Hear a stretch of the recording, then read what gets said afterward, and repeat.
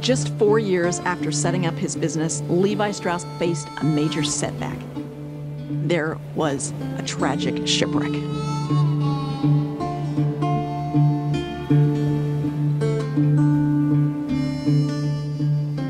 Welcome to the Levi Strauss & Company Archives. I'm Tracey Panek, historian and archives director.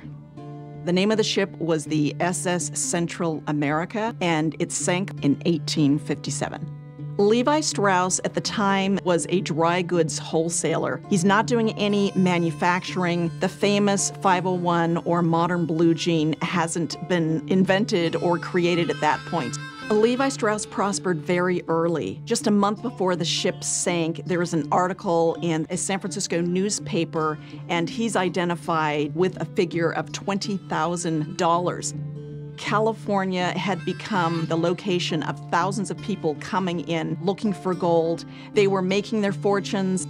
The SS Central America is sometimes referred to as the gold ship. The ship would have had 2 treasure rooms near the back, and they would have contained bags of gold dust, poke bags is what they're called, that would have been filled with either gold dust or gold nuggets ready to take to the banks in New York. Levi, during this era, a lot of his customers would have paid directly with gold. In fact, some of the early materials in the archives say payable in gold coin. He had sent some treasure, most likely gold, to his family in New York. When the ship sank and all of the figures of those who had sent treasure were tallied, Levi's was in the top 10. The recovery of items from the ship that sank really is a story in itself. It wasn't for decades, not until 1988, that the first recovery effort began. A special sub called the Nemo was created and designed just for that purpose. The auction in December 2022 was for artifacts recovered. I took a road trip. There was still a little bit of snow at the side of the road, and the auction was held at the Reno Convention Center. The auction was a great time to get to know the folks who had been involved in the recovery. I met the chief scientist and historian.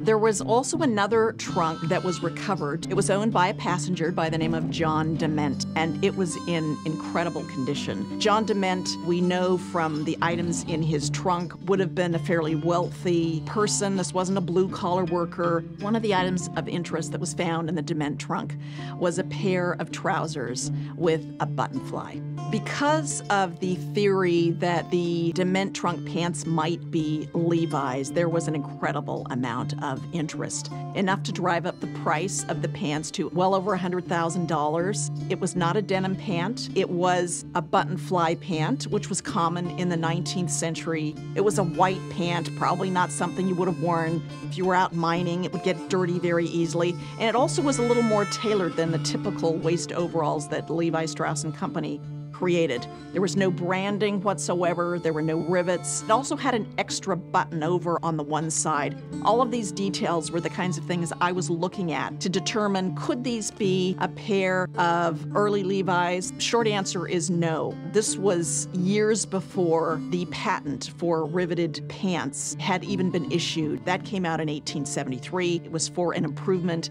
in fastening pocket openings, the birth of the modern blue jean, if you will. There was also another pair of button fly pants in the same trunk. No association whatsoever with Levi's, which sold for just hundreds of dollars. To give you an idea of just the impact that the brand has, I was able to actually bid on and acquire a piece of the hull of the ship.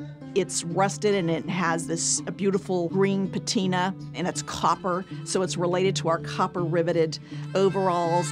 This is a gold rush era poke bag. Poke bag is what they call items that were used to hold gold dust and nuggets. There's 2 little leather ties. It's hand sewn. You can still see the stitching on the front. Both of these items came from the auction with a certificate of authenticity. You can see Central America shipwreck artifact. One of the lessons of the ship sinking is Levi Strauss & Company's great resilience. This was an incredible loss early on in Levi's setting up a company. We do have in the archives several invoices, and we have an idea that there were thousands of dollars in transactions in that same year and immediately following afterward. The sinking of the SS Central America is really a lesson to help us understand how incredibly successful Levi was, and as a follow-up to that, within a few years, how resilient his business and he was. Thanks for joining me for another story in the Levi's Archives.